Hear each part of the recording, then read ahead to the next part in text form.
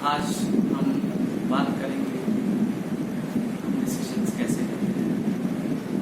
ये डिसीजंस हम कैसे लेते हैं जानना हमारे लिए बहुत ज़रूरी है, क्योंकि इससे बहुत कुछ हमारे जीवन पर निर्भर रहता है।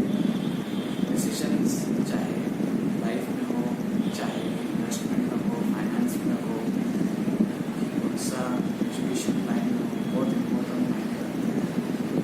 तो आज हम बात करते हैं कि हमारे जो बायसेस हैं, हमारी धारणाएं हैं गलत, वो हमारे डिसीजंस को कैसे इफेक्ट करती है, इसके बारे में हम बात करेंगे। अब पहले ये बात करने से पहले मैं आपको थोड़ा सा एक बैकग्राउंड देना चाहूँगा। क्या हमारा कोई चीज़, कितने सारी चीज़ पे हमारा कोई बस चलता है। जैसे कि अगर बाहर बारिश होने वाली है तो हम उसके लिए कुछ नहीं कर सकते। अगर हम बाहर जाना चाहें तो छाता लेके चले जाएं। अगर हमें डाउट है कि आज बारिश गिरेगी तो छाता कैरी करना अनिवार्य हो जाता है। तो कोई चीज़ जो हमारे कंट्रोल में नहीं होती, उसके लिए हमें उसके ऊपर बहुत सोच विचार करना जरूरी नहीं है। हालांकि हमें उसके लिए कोई सावधानी, कोई सावचेती लेना जरूरी है। अब स्टॉक मार्केट में क्या हो रहा है, क्या होएगा, इसका हमारे उस पर कोई बस नहीं, इसलिए उस पर हमें ज़्यादा सोचने की जरूरत नहीं। जो चीज़ हमारे कंट्रोल में है कि हम किस तरह से रिएक्ट करेंगे, उसके लिए वो हमारे कंट्रोल में है, वो चीज़ हमें करनी चाहिए। अब जैसे हमारे देश की इकोनॉमी एक्सपांड होगी, जैसे स्टॉक मार्केट एक्सपांड होगी। जैसे हमारे देश की इकोनॉमी कॉन्ट्रैक्ट होगी तो स्टॉक मार्केट भी कॉन्ट्रैक्ट होगा। अब एक्सपांशन और कॉन्ट्रैक्शन को मैं थोड़ा सा आपको समझाना चाहता हूँ। जैसे कि जो रेलवे ट्रैक रहते हैं, वो रेलवे ट्रैक की जो लाइनें रहती है उसके बीच में एक छोटा सा गैप रहता है, और वो छोटा सा गैप को एक स्क्रू वाली पट्टी से फिट किया जाता है, ताकि जब ट्रेन वहाँ से चली जाए तो वो आयरन रॉड एक्सपांड होती है तो वो टूट ना जाए पटरी। सेम फैशन में आप अगर ब्रिजेस देखोगे, फ्लाईओवर ब्रिजेस, तो उसके बीच में, फ्लाईओवर के बीच में एक छोटा सा गैप रहता है, ताकि जब घर्षण हो तो जब वो एक्सपांशन होता है ताकि वो ब्रिज टूट ना जाए। इसी प्रकार हमें ये बात समझनी चाहिए कि ये part and parcel of life है। ये सब जिस तरीके से ये सोच विचार करके हम करते हैं, उसी तरह से हमें निवेश में भी ये सोचना चाहिए कि कब हमारा इन्वेस्टमेंट कॉन्ट्रैक्ट हो जाएगा तो हमें नए फंड्स उसमें डाल के उसे फिर से उतना करना पड़ेगा। अब बात करते हैं कि हम को किस तरह से हमारे बिहेवियर्स हमारे डिसीजंस को इफेक्ट करते हैं। पहली बात, बचपन से हमें सिखाया जाता है कि कंपैरिजन कैसे करना है। कंपैरिजन कैसे करना है हमें बचपन से ही सिखाया जाता है। हम बड़े भी होते हैं, अपने आप को दूसरे से कंपेयर करते हैं कि भाई उसने क्या किया, और उस कंपैरिजन के आधार पे अपने आप को ऊपर लाते हैं। बच्चे भी जैसे कि गार्डन में जाते हैं तो दूसरे बच्चों को देख के सीखते हैं। सेम फैशन में हम हमारे इन्वेस्टमेंट में भी वही करते हैं। जैसे कि हम हमारे इन्वेस्टमेंट में देखते हैं कि बाजू वाले ने कहाँ पैसा लगाया, अरे उसने रियलिटी में पैसा लगाया, उसने पैसा वहाँ कमाया, तो हम भी सोचते हैं कि हम भी रियलिटी में पैसा डालें। फिर देखते हैं कि अरे उसने तो स्टॉक मार्केट में पैसा लगाया, बहुत पैसा कमाया, उसके पास तो अभी बंगला आ गई, गाड़ी आ गई, कार आ गई, तो जरूर कोई अच्छी चीज़ है। तो हम भी वही सोचते हैं कि भाई चलो हम भी वही करें ताकि हम भी वहाँ पर पहुँचे।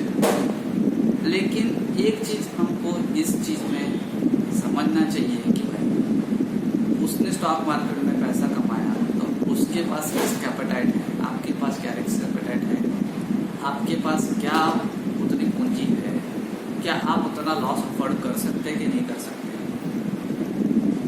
और दूसरी बात कि सब दुखों का कारण ये कंपैरिजन ही होता है।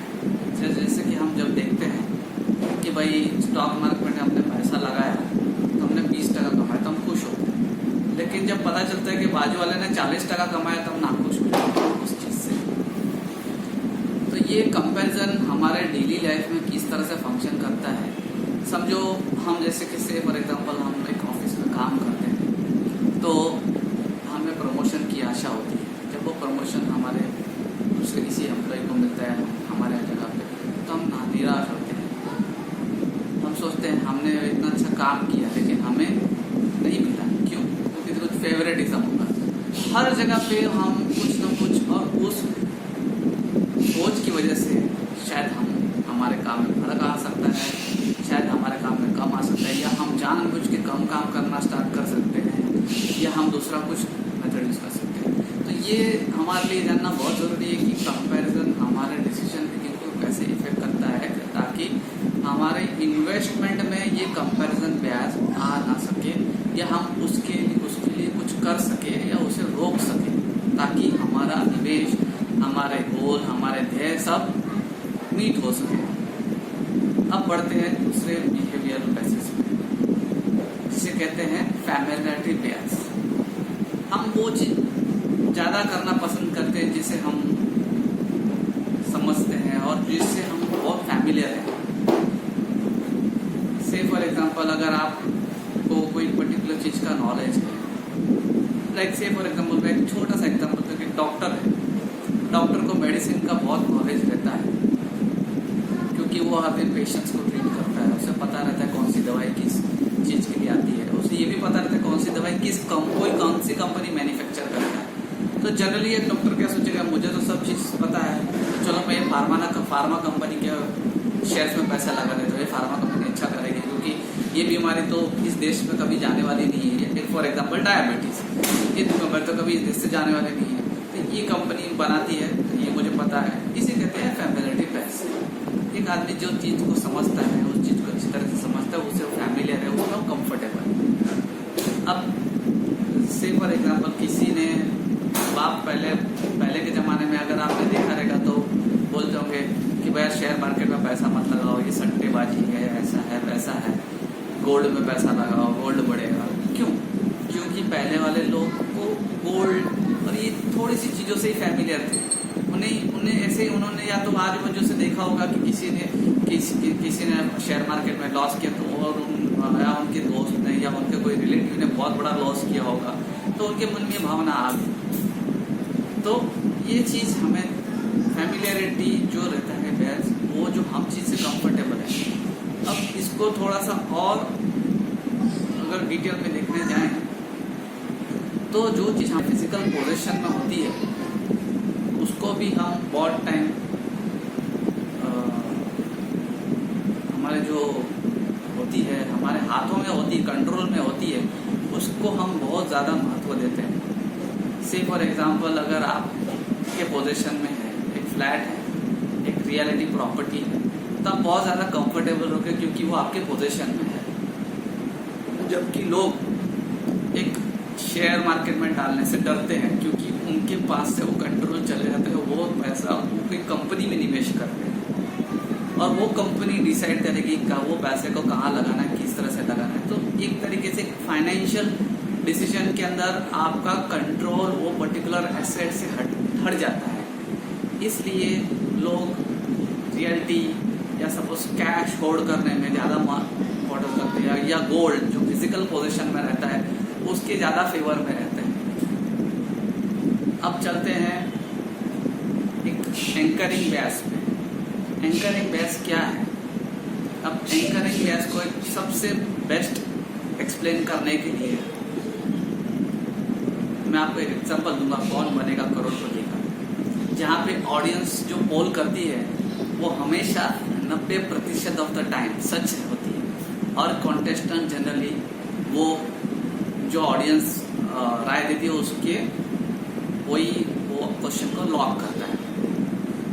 तो ये एक फैमिलियरिटी बेस है। अब यहाँ पे फैमिलियरिटी बेस को बंद करते हैं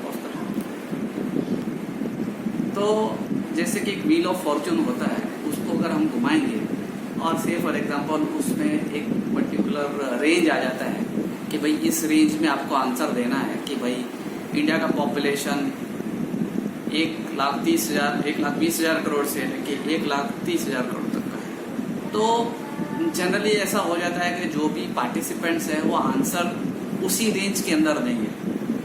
1,20,000 से लेके 1,30,000 तक ऐसा कोई पार्टिसिपेंट नहीं होगा जो 1,20,000 क्या 1 लाख करोड़ बताएगा या 1,40,000 करोड़ बताएगा। तो ये एक टाइप का एंकरिंग इफेक्ट जो है जो आपके माइंड को होल्ड कर देता है। अब इसको दूसरी भाषा में समझाऊं तो स्टॉक मार्केट की भाषा में समझाऊं तो स्टॉक मार्केट में कैसे रहता है कि जनरली लोग कैसे निवेश करते हैं, एक 52वीक हाई और लो देख लेते हैं और 52वीक हाई लो देखते हैं और उसके हिसाब से अपना कंपैरिजन करते हैं। तो अगर कोई पर्टिकुलर स्टॉक का 52वीक हाई 200 है और 52वीक लो 50 है तो उसका दायरा वहां तक सीमित हो जाता है। वो सोचता है कि स्टॉक 200 के ऊपर नहीं जा सकता। इसी भी एक टाइप का एंकरिंग ब्याज कहते हैं। तो हमें ये पर्टिकुलर ब्याज को समझना चाहिए और इसके हिसाब से हमें फंक्शन करना चाहिए। अब हम एक दूसरे टाइप के ब्याज पे आते हैं जिसे कहते हैं ओवर कॉन्फिडेंस ब्याज। अब समझिए मैं आपको एक एग्जांपल देता हूँ। सपोज एक निवेशक है जिसने पैसा लगाया, जिसने पैसा अच्छा कमाया, 10,000 का उसका 20,000 रुपया हो गया। फिर वापस उसने 20,000 को एक दूसरे स्टॉक में लगाया, 20,000 का उसका 40,000 रुपया। फिर वापस उसने दूसरे स्टॉक में लगाया, 40,000 का उसका 80,000 रुपया। अब ये निवेशक ये सोचता है कि वो जो भी डिसीजन लेता है वो बहुत सही लेता है, उसमें एक ओवर कॉन्फिडेंस आ जाता है। लेकिन हो सकता है उसने उसी समय डाला हो जब मार्केट बूम हो रहा हो, उसने सही समय पर स्टॉक में लगाया हो। अब जरूरी तो नहीं है कि हर एक बार आदमी का डिसीजन सही जाए। अब थोड़ा सा इसलिए डिस्कशन करते हैं एक स्किल और लक के फैक्टर में क्या डिफरेंस है दोनों के बीच में। अब अगर आप चेस खेलते हो तो चेस खेलने के लिए आपको प्योर स्किल चाहिए और लक किसमें चाहिए? लक उसमें चाहिए। लक का डेफिनेशन क्या है? अगर आप पर्टिकुलर चीज का इफेक्ट आपके कंट्रोल में नहीं है तो वो एक लक है आपको। से फॉर एग्जांपल अगर सपोज जैसे एग्जांपल बता रहा हूँ, चेस में मैं अगर चाहूं तो मैं हार सकता हूँ, मैं पर्पसली मैं कुछ गलत करूं और मैं हार सकता हूँ। लेकिन लक में वैसा नहीं है, मैं कुछ गलत कर रहा हूँ हार सकता हूँ, ऐसा कोई फैक्टर ही नहीं रहता। वो प्योर चांस पे डिपेंडेंट रहता है। तो ये डिफरेंस है स्किल और लक में। तो हो सकता है आपने जब इन्वेस्ट किया हो तो उस समय इन्वेस्टमेंट फेवरेबल हो। अब जैसा मैंने एक एग्जांपल बताता हूँ, जब इन्फोसिस का टाइम था तब जो लोगों ने 1998 या 2000 में इन्फोसिस में पैसा लगा उन्होंने बहुत पैसा कमाया। क्या वो सेम पैसा आज के समय में डाल के वही पैसा इन्फोसिस में कमा सकता है? आंसर है नहीं, क्योंकि वो समय सही था। अब ये हम हिंडसाइट में बात कर सकते हैं, पीछे जाके देख के बात कर सकते हैं, लेकिन आज के डेट में ये इसीलिए वही चीज़ इम्पोर्टेंट है कि ओवर कॉन्फिडेंस को हमें समझना चाहिए और हमारे सक्सेस से हमको ये नहीं समझना चाहिए कि हर बार हम सही ये करेंगे और हम जीतेंगे। किसी दूसरे अगर कुछ कोई बता रहा है तो सोचना चाहिए, समझना चाहिए, गौर करना चाहिए। अब हम आते हैं एक दूसरे ब्याज पे, ऑस्कर। अब हम दूसरे एक ब्याज की बात करेंगे, लॉस एवर्जन। जनरली कैसा होता है कि अगर किसी पर्टिकुलर स्टॉक में किसी को लॉस हो तो वो लॉस बुक करना पसंद नहीं करता है, इसे कहते हैं लॉस एवर्जन। वो बोले अरे नहीं यार, स्टॉक प्राइस तो इसका पहले 200 रुपये हो गया था, 200 रुपये आएगा तब मैं बेचूंगा, इसे पड़ा रहने दो। जनरली लोग एक टाइप का आदमी को पेन आता है जब एक लॉस होता है, तो एक टाइप का दुख होता है, एक मानसिक तनाव आता है कि मेरे डिसीजन से मुझे लॉस हो रहा है। तो वो पेन से बचने के लिए इंसान क्या करता है, उसको डिसीजन को वो डेफर करता है और परमानेंटली उसको डेफर करता है। इसे